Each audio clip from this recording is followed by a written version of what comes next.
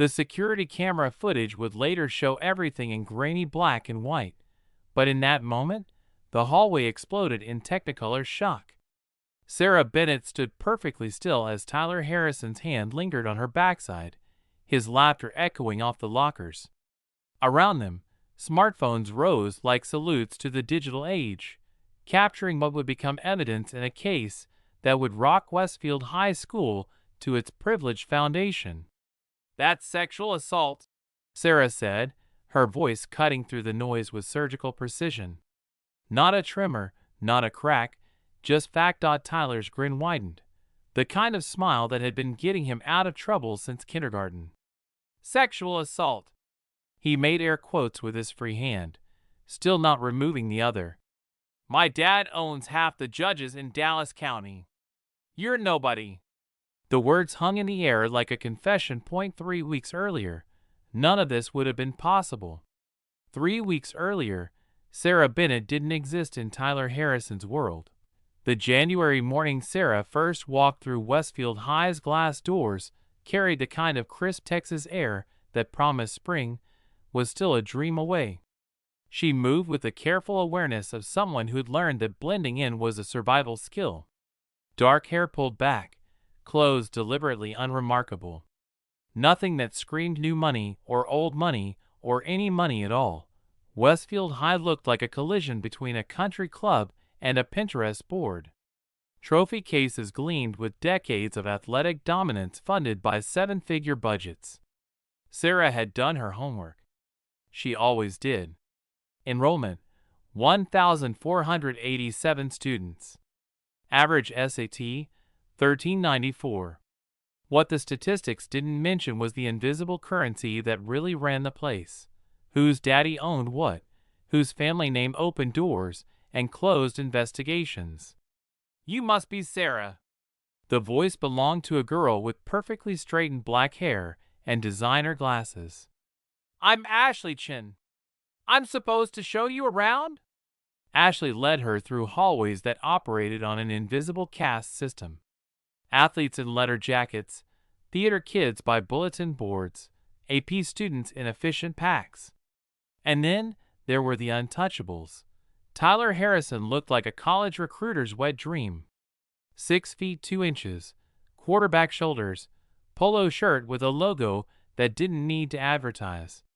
His smile was the practiced charm of someone who'd been told yes so often that no had become a foreign language. "That's Tyler Harrison," Ashley whispered. "His dad is Robert Harrison, Harrison Klein and Associates. They literally have their name on a building downtown." Tyler's eyes found Sarah. The new girl, the unknown quantity. Sarah met his gaze without flinching. She saw the exact moment his casual interest sharpened into something predatory. "Who's that?" Tyler's voice carried across the hallway. "New girl. Sarah something. Sarah Bennett," Tyler repeated, tasting the name. "Interesting." Sarah had been at Westfield High for exactly 13 minutes, and already she'd made the mistake of being noticed. English class was taught by Mrs. Morrison, who assigned Sarah a seat diagonal from where Tyler sprawled. "We're starting the crucible today. Who can tell me what they know about the Salem witch trials?" "It was about mass hysteria," Ashley offered. "People believing lies because everyone else did." "Power," Tyler said without raising his hand. "It was about who had power and who didn't. The girls making accusations suddenly had more power than the adults, than the men even." "That's actually quite insightful, Tyler," Mrs. Morrison said. "My dad always says the person telling the story controls the truth. The girls in Salem figured that out. They just took it too far." His eyes found Sarah. "I think when people who aren't supposed to have power suddenly get it, they don't know how to handle it. They go crazy with it. I think," Sarah said, her voice carrying quiet authority, "that the real tragedy of Salem wasn't the girls who made accusations. It was all the people who knew better and stayed silent. The ones who could have spoken up but didn't because it was easier to go along with the crowd. Those are the ones history should judge." Tyler's smile never wavered, but something shifted in his eyes. I think we're lucky we live in a world with due process now, where accusations actually have to be proven. Unless, Sarah said mildly, they have evidence. By lunch, Sarah had mapped the social terrain with military precision. She chose a spot by the windows, far enough to observe without engaging. Her phone buzzed, Mom checking in. How's the new school? Same as the old one. Different zip code. Document everything, baby girl. Always do. Ashley sat down across from her. So that was interesting in English. Was it? Nobody usually challenges Tyler like that. Just be careful. He's not used to people who don't submit. And what are the rules regarding Tyler Harrison? Ashley glanced at his table.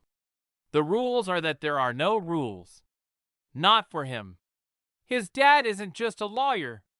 He's the lawyer. The one everyone calls when things need to get buried under NDAs and settlement checks. Speaking of the devil, Ashley muttered. Tyler pulled out the chair next to Sarah without asking. I've been thinking about our discussion in English. He extended his hand. I'm Tyler. Sarah looked at it, then back at her sandwich. I know who you are. Tyler's smile never faltered. Most girls would be flattered by the attention. I'm not most girls. No. You're definitely not. That's what makes this interesting. This thing between us, this energy, I felt it in English. I like a girl with spirit. Sarah finally looked up. There is no thing between us. There's you invading my personal space and me trying to eat my lunch in peace. You know what your problem is. You don't understand how things work here. See, I was trying to be nice, welcoming. But if you want to be a bitch about it, no, Sarah interrupted. It's not, because this requires two willing participants, and I'm not interested. Not in conversation, not in whatever weird power game you're playing, and definitely not whatever else you're imagining. The cafeteria went silent. Tyler stood, the chair scraping. You think you're tough? You have no idea who you're messing with. Sarah stood too. Actually, I know exactly who I'm messing with. Tyler Harrison, born March 15th, currently 18. Varsity quarterback with a 62% completion rate, mediocre at best. 3.7 GPA that would be a 2.9 without the tutors. One sealed juvenile record from sophomore year that your daddy made disappear. You drive a 2023 Mercedes G-Wagon, license plate TDH 4892, which you park illegally in the handicapped space twice a week because the $200 fine is pocket change. She paused. So yes, I know exactly who you are. The question is, do you know who I am? Around them, students pulled out phones. This isn't over, Tyler said finally. It never started. Sarah replied. Ashley stared at her with awe and horror. Do you have any idea what you just did? This is going to be everywhere by fifth period. Good. Good? Sarah, you don't understand. Tyler doesn't just get mad, he gets even. I know. But they don't have a daughter who's been keeping detailed records of every inappropriate thing Tyler Harrison has done since she got here 4 hours ago. Including the 3 times he's tried to brush against me in the hallways, the explicit gesture during second period, and the photo his friend took of my ass at my locker. Ashley's eyes widened. You noticed all that? I noticed everything. Sarah showed her time-stamped entries. My mom's a paralegal. She taught me that documentation beats reputation every time. Why make yourself a target? Because someone has to be the first to say no. And I'm tired of watching guys like Tyler Harrison learn that they can do whatever they want. Sarah's phone buzzed with a text from an unknown number, a dick pic and a message. You'll be begging for this by the end of the week. Sarah screenshotted it immediately. The opening move, she said, and exactly what I expected.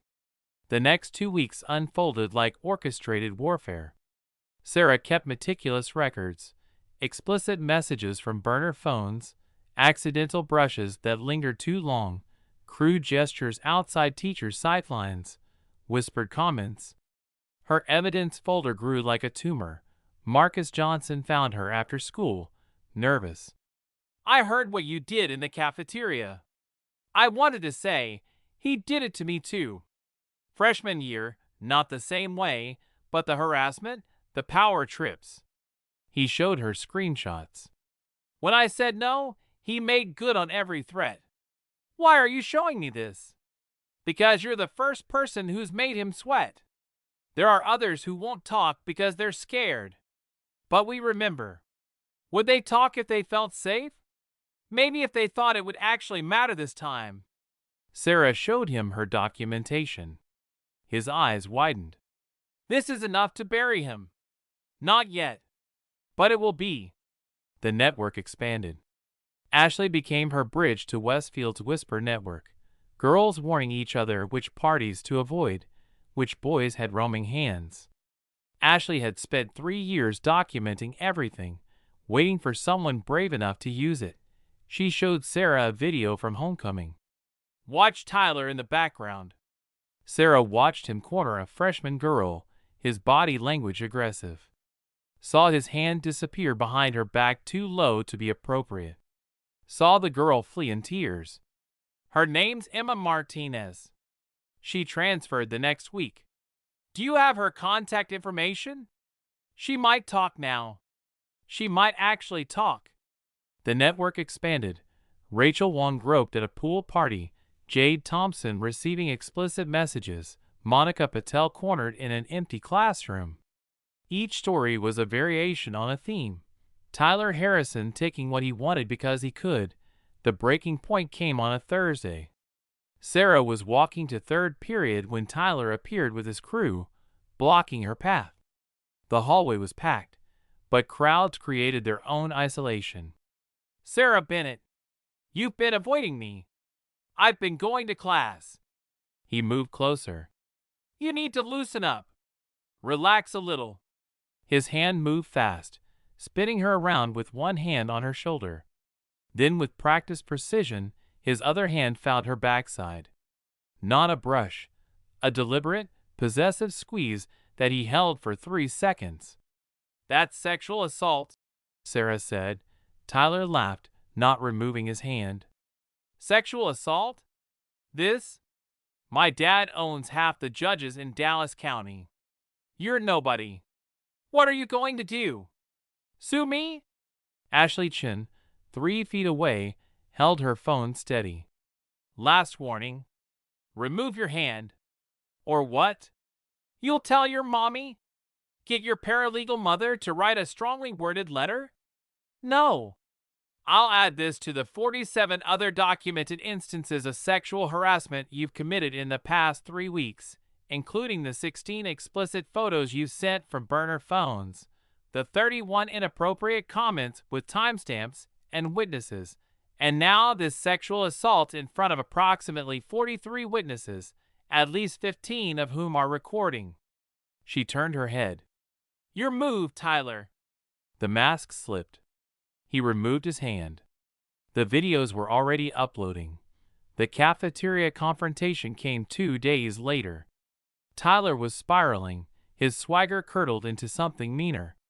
"Enjoying your 15 minutes?" Tyler loomed over their table.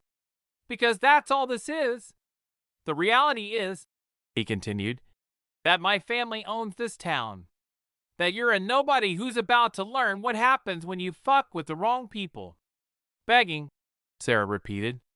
"Like Emma Martinez begged you to stop at homecoming. Like Rachel Wong begged you to leave her alone. Like Monica Patel begged when you cornered her." Tyler's face went red. "You don't know what you're talking about." "Don't I?" Sarah pulled out her phone, showing a folder. TH evidence. 127 files. "Would you like me to be more specific?" "Lying bitch." Tyler snarled, sweeping her tray across the table. Food splattered everywhere. "You want to see assault?" He reached for her, both hands this time.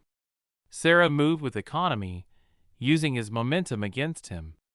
Tyler Harrison went down hard, landing flat on his back covered in lasagna. "That's self-defense," Sarah said clearly. "And you should probably stay down."